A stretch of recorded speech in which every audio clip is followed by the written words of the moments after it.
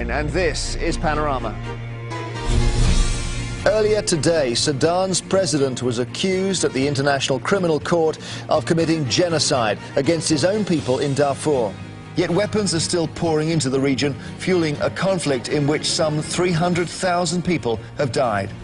The captain of the anti-NOF aircraft told the commander of the military operation on the ground, "I don't want anyone left between here and the border, rebels and civilians."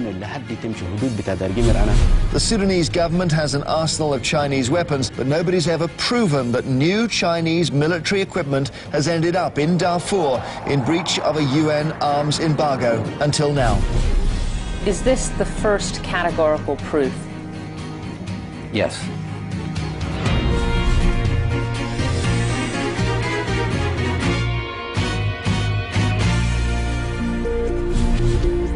The countdown to the Olympics in China has begun, with officials there braced for protests on Tibet and human rights. But it's claims that China has put its thirst for oil ahead of the lives of Africans that we focus on tonight. 130 athletes, some of them headed for Beijing, have signed a letter calling for a truce in Darfur. Steven Spielberg pulled out of advising the Games because he said his conscience would not allow it. The connection?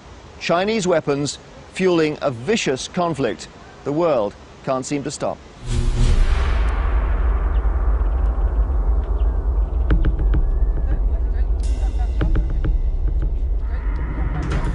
Through the wilds of Chad in North Africa, back towards the land of killings, Darfur. For 5 years, these deserts have been stained by the worst atrocities known to man. But that's changed nothing.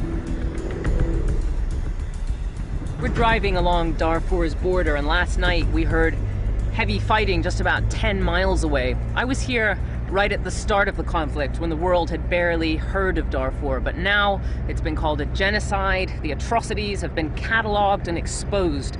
So I never would have imagined I'd be here 5 years later saying the killings are still going on, but they are, and the death toll has now risen to an estimated 300,000 people. This is what Darfur looks like now. Hundreds of villages have been burnt across a vast area, all but erased from the face of the earth. The government of Sudan has done this, together with the Arab Janjaweed militia it uses to help fight this dirty war. Sudan's Arab-dominated government is based in Khartoum. Darfur, largely made up of black Africans, lies hundreds of miles away in Sudan's west. Plagued by poverty, Darfur's people have long felt marginalized. 5 years ago, they rose up and rebelled. The government responded ferociously. At the height of it, 10,000 people were dying a month, and it's not over yet. In February this year, this is what the government did to a whole section of West Darfur. The village that stood here was called Gosmino.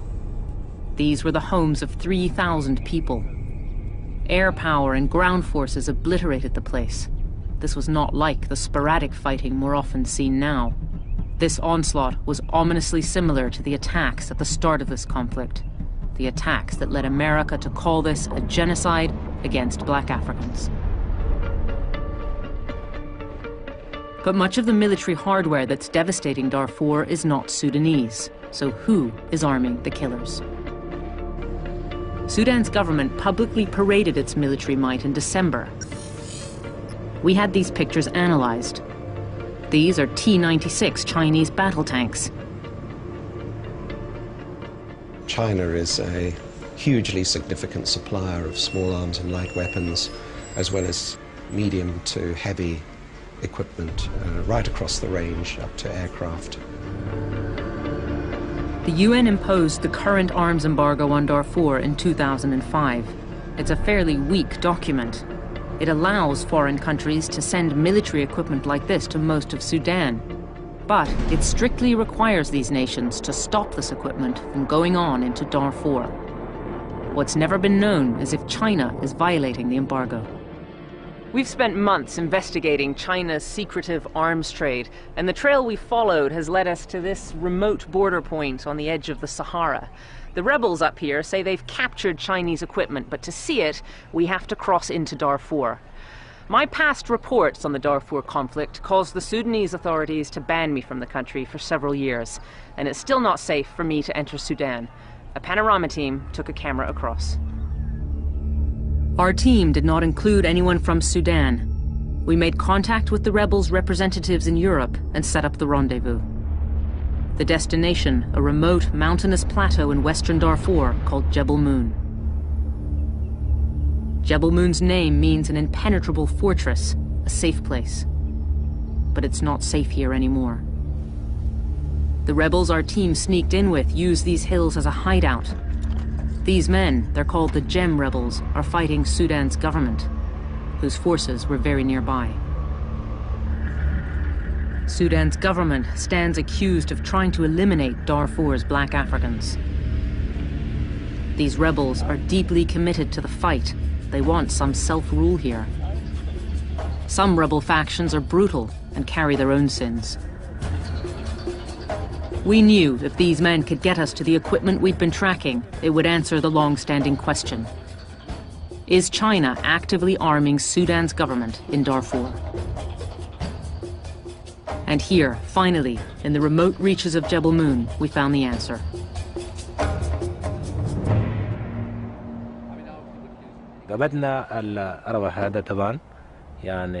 We captured this Dongfeng truck, and another like it in the same battle.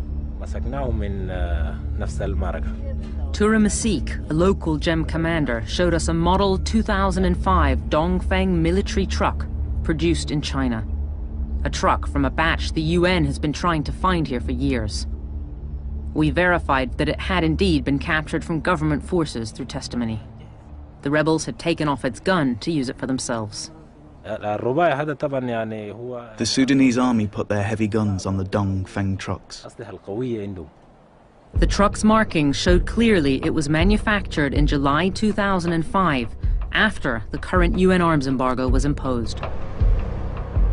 The rebels had earlier taken our camera and filmed another Dongfeng truck they said they'd captured. It had the same markings. It too was mounted with an anti-aircraft gun, this one Chinese. These guns can fire high-caliber shells designed to cut through armor. They've been used here as instruments of mass burning. They cause terrible wounds. From detailed research, we're almost certain that the truck we found played a key part in an attack last December on a town called Serba.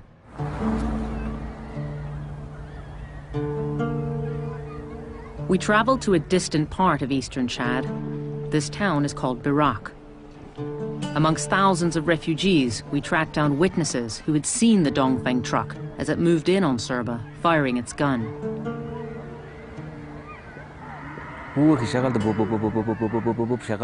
It goes boo-boo-boo-boo-boo-boo, like that. The sound, it's like rain. Boo-boo-boo-boo-boo-boo, like that. Eyewitnesses saw one hut take a direct hit from the truck's gun. An intense wave of heat instantly set all the huts around up in flames. We saw a Dongfeng truck. Its gun started firing. People began screaming. The shooting continued until the houses were burning. The woman was burned on her legs. Her body had a bullet hole that went from her chest to her back. One woman was burnt alive. 2 others were badly disfigured by their wounds. These Dongfeng military trucks arrived in Port Sudan straight from the factory in China in August 2005. The gun on the truck we filmed was mounted later. A UN panel of arms experts carefully pieced together the story. There were 212 Dongfeng trucks in the shipment. Since 2005, the UN's efforts to track these trucks down in Darfur have been blocked. E.J. Hogendorm was on the UN panel that tried to find them. We had no specific access to Government of Sudan Army stores. We were not allowed to take down factory codes or model numbers or you know, registration numbers, etc., to verify these kinds of things. We showed him our evidence. This is a close-up of the model number on the truck. I'd like you to compare that to the number in your UN report. Can you verify that this is the same, this is from the same batch of trucks, that these are the trucks you were looking for? That it's the same batch, or that it's a truck from the same batch. So what does this say to you?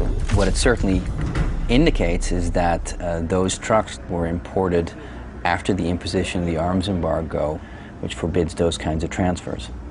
So is this the first categorical proof that you've seen that Chinese military equipment has gone into Darfur since the arms embargo was put in place? Yes. In your view, is this a violation of the arms embargo by China? It is a violation of the arms embargo. The transfer happened after the embargo was in place in 2005, and it's clear that the Chinese have not taken any measures to ensure that that equipment is not moved into the Darfur region or that it's not used for serious violations of human rights. In the past, China has said it has taken measures.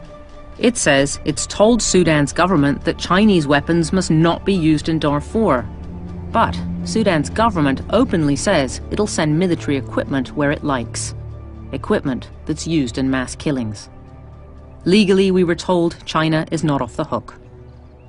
It's an empty measure to take the assurances from a partner who clearly has no intention of abiding by the resolution. Over the years of Darfur's festering crisis, its civilians have been systematically hunted, not just from the ground, but from the air. Villagers also talk about fighter jets that streak through, firing their weapons with devastating precision. No one has ever firmly established who supplies and maintains the fighter jets that are used in Darfur, but we've unearthed new evidence. The rebels took our team deeper inside the Jebel Moon Mountains. Thousands of people fled into these hills seeking refuge during the government onslaught in early February. They've scattered now. Their attackers pursued them here. This place is called Bebe. On February 19th, the government used fighter jets here. The gouged earth evidence of the aerial bombing. Our team found large pieces of shrapnel spread out across the area.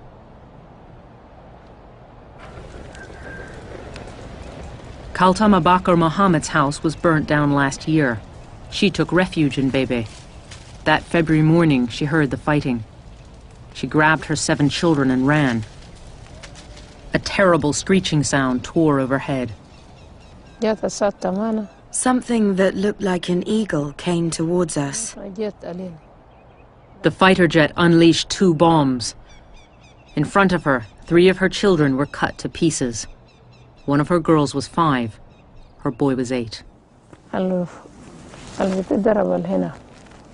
My daughter and son were hit in the back of the head.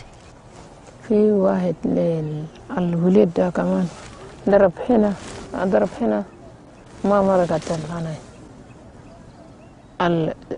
girl was hit in the neck. Her head was cut off. Another was hit in the back and through her breast. We wanted to find out which type of aircraft had killed Kaltam's children. We got access to this satellite image of Nyala Airport in South Darfur. It was taken on June 18th. These are Chinese Fantan fighter jets, or A-5s.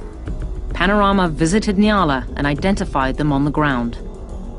With confidential military assistance, we've established that Fantans were flying from here regularly in February. They were taking off on missions and heading west. Bebe lies in the west.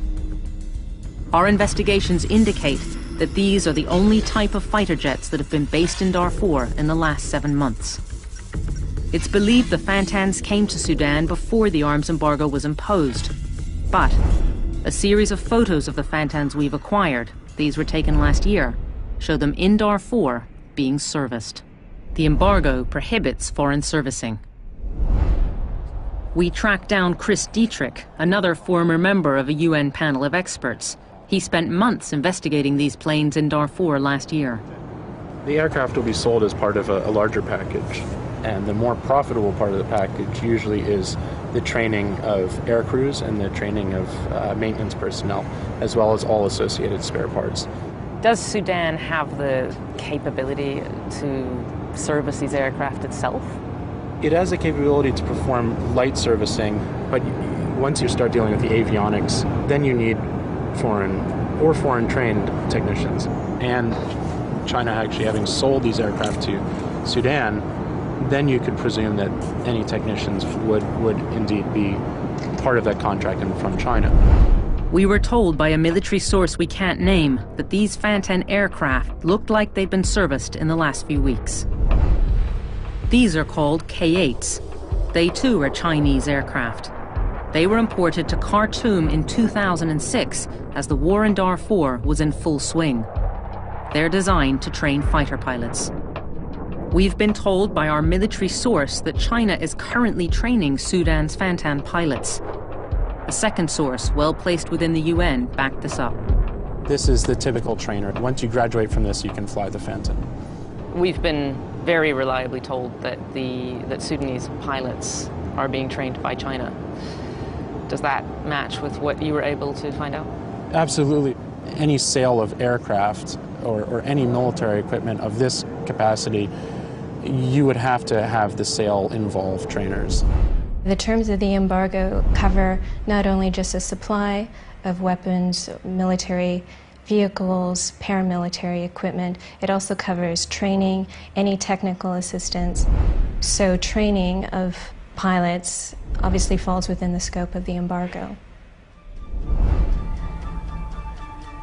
China's stated position is that it abides strictly by international arms embargoes. Kaltam's family is still reeling from the